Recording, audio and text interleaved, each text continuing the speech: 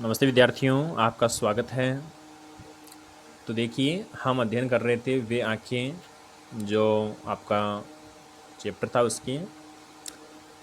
तो हमने अध्ययन कर लिया था कि किस प्रकार से जो किसान है उसकी जो पत्नी है बगैर दवाई के वह मर जाती है और उसकी दूध पीती जो छोटी नन्ही प्यारी लड़की है वह भी बिना दूध के अर्थात बिना देखभाल के 2 दिन बाद ही मर जाती है। ठीक है। और किस प्रकार से जो किसान है वह हताश हो जाता है, क्यों? क्योंकि उसका जो पूरा का पूरा परिवार है वह उजड़ जाता है, उसकी पत्नी है वह मर जाती है, उसकी लड़की है वह मर जाती है और पहले ही उसका जो लड़का है वह कारकुनों की लाठी से क्या होता है, मारा जाता है। खेत खलियान है वह जमींदार साहूकारों ने क्या करवा दिए, सब कुछ बिकवा दिए। ठीक है।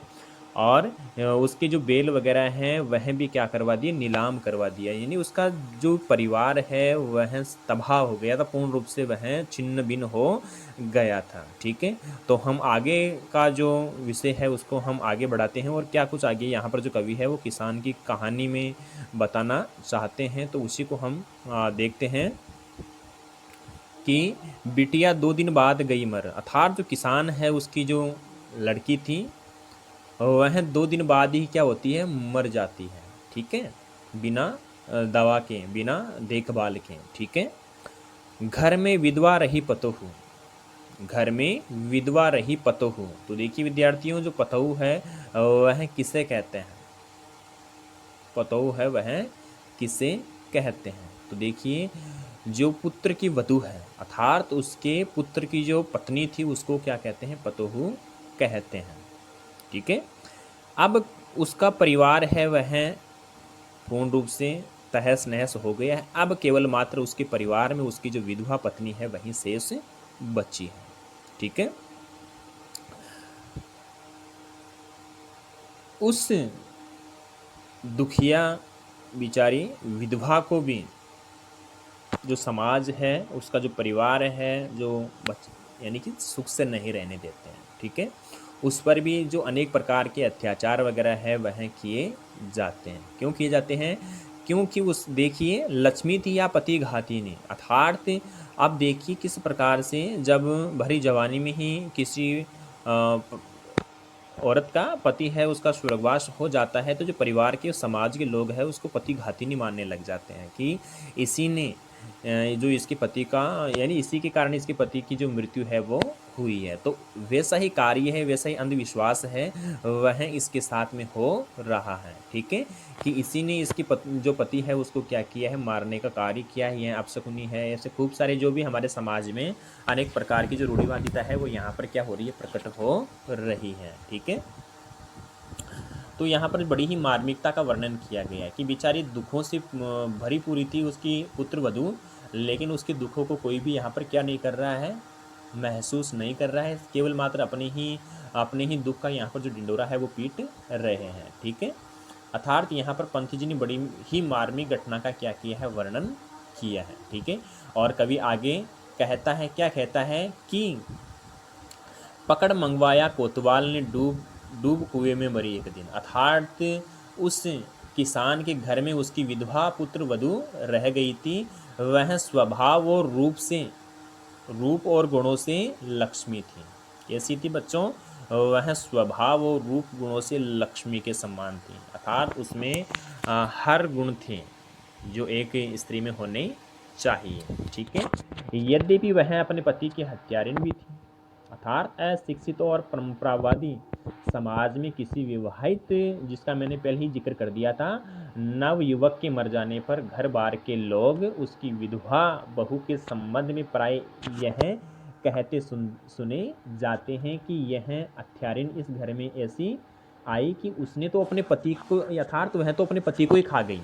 ऐसा होता है ना कि किसी भी नवविवाहिता का अगर पति है वो मर जाता है तो समाज के लोग कहते हैं कि इसने तो अपने पति को ही खा लिया भाई। ठीक है। यहाँ कवि ने इसी लोक मान्यता का क्या किया है, उल्लेख किया है। वह किसान इसी कारण उस बहू को पति घाती नहीं समझता था। अर्थात उसका ससुर, उसके पति का जो बाप है वह पिता है, वह क्या समझता है, उसको पति घाती नहीं समझता है। देखिए कितनी रूढ़िवादिता की बात है। ठीक है। अब एक दिन क्या होता है एक दिन कोतवाल ने उस बहू को अपने यहाँ पकड़ मंगवाया। कोतवाल है वह उस किसान की जो बहू है, ठीक है, उसको क्या करता है, अपने यहाँ पकड़वा के बुलाता है, अपने नौकर वगैरह उसने भेज दिए, ठीक है। अब देखिए वह अपनी इज्जत है उसको बचाने के लिए बेचारी देखो कौन सा कदम है वह उठाती है, अर्थात अपना सतीत्व नष्ट हो जाने की लज्जा के कारण वह कुएं में क्या होती है, डूब मर जाती है। कुएं में क्या होती है, वह डूब मर जाती है, ठीक है। और इस प्रकार बेचारी जो उसकी पुत्र वधू है उसका भी क्या हो जाता है, देहांत अर्थात देहावसान हो जाता है। फिर देखिए विद्यार्थियों, खेर देखिए महिलाओं के साथ में किस प्रकार की रूढ़िवादिता है, किस प्रकार की अशिक्षितता के कारण जो महिलाएं हैं उनको हीन माना जाता है समाज में।